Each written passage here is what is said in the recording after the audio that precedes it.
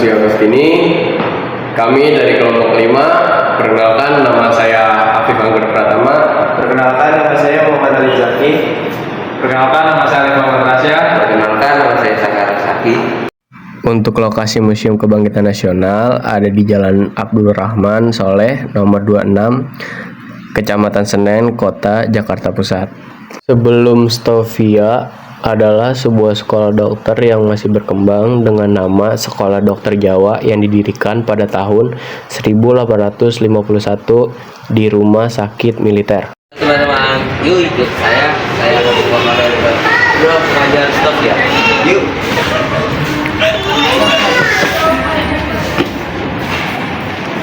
Buat kalian semua yang belum tahu apa itu pengajar stop ya, ini saya akan menjelaskan bahwa pengajar stop ya adalah pengajar stop ya berjumlah 12 orang. Biasanya dibantu oleh asisten pengajar yang berasal dari lulusan pengajar stop ya terbaik. Setiap tahun pengajar sosial mengalami perubahan karena ada yang mendapatkan hak cuti untuk pulang ke Belanda. Pengajar sosial menempati ruang pengajar pada saat menjelang kegiatan pembelajaran, saat istirahat, sekolah, dan sesuai kegiatan pembelajaran. Dan di sini ada contoh-contohnya.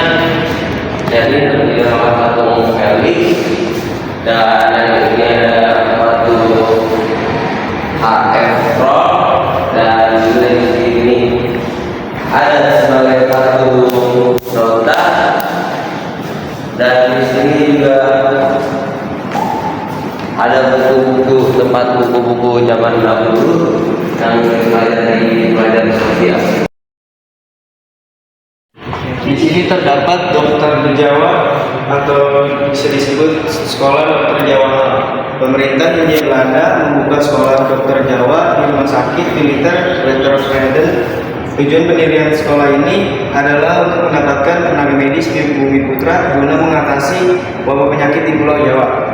Pelajar sekolah ini awalnya hanya berasal dari suku Jawa karena lokasi sekolah berada di Pulau Jawa.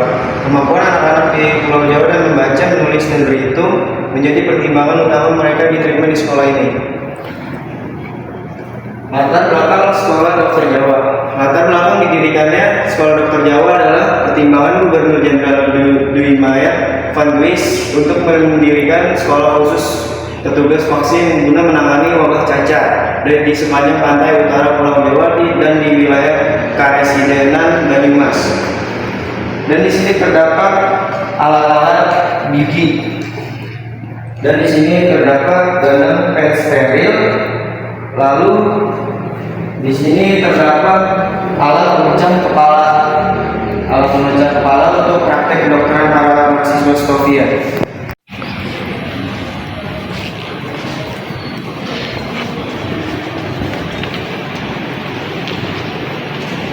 Nah, ini kita mempunyai ruang memori awal Budi Utomo memori awal. Ruang memorial Budi Utomo menjadi saksi dari peristiwa terbentuknya organisasi Budi Utomo pada 20 Mei 1908. Berikut ini cerita Gunawan Mangunkusumo.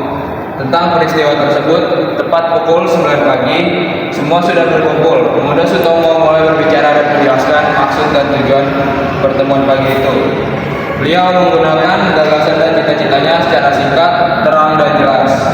Selesai Sutomo berbicara dan sudah hebat sekali. Semua tepuk tangan, juga pemerintah. Tanda setuju sepenuhnya. Gagasan Sutomo dan teman-teman berhasil didirikanlah. Saat itu juga perkumpulan Budi Utomo, organisasi modern pertama dalam sejarah bangsa Indonesia dengan Ketua Sutomo. Berikut gambaran saat pembicaraan tersebut.